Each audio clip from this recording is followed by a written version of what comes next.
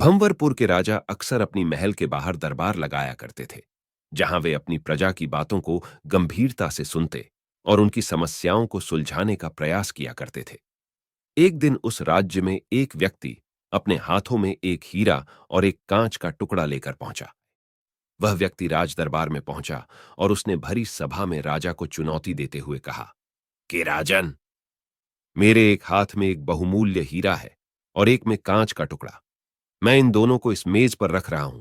आपके इस राज्य में उपस्थित व्यक्ति इन दोनों की पहचान कर दे कि इनमें कौन सा हीरा है और कौन सा कांच का टुकड़ा।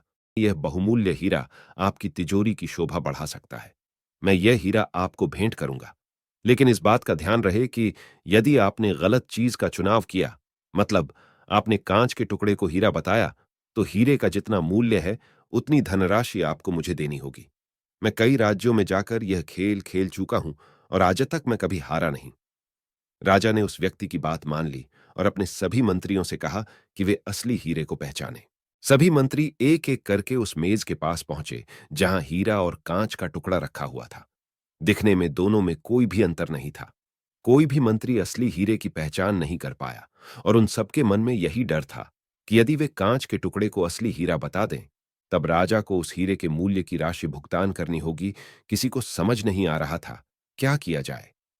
एक तरह से राजा की हार हो रही थी, राजा भी समझ नहीं पा रहा था। तभी राज दरबार में उपस्थित प्रजा समूह से एक आवाज आई, राजन, कृपया मुझे भी प्रयास करने दें। आवाज एक बूढ़े अंधे व्यक्ति की थी जो बचपन से नेत्रहीन था।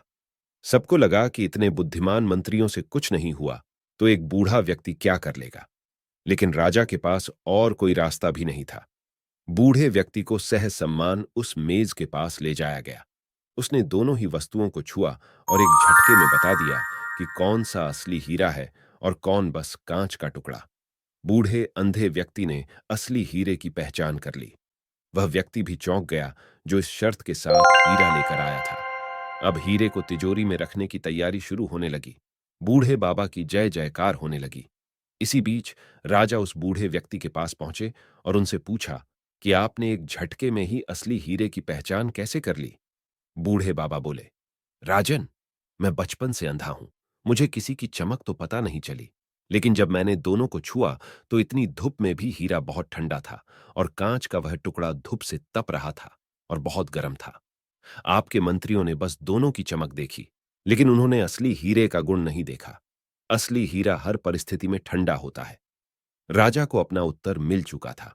इस छोटी सी प्रेरणादायक कहानी से हमें यह सीख मिलती है कि जो व्यक्ति विपरीत परिस्थिति में भी गर्म नहीं हुआ, ठंडा रहा, वो हर चीज कर सकता है जो वह करना चाहता है।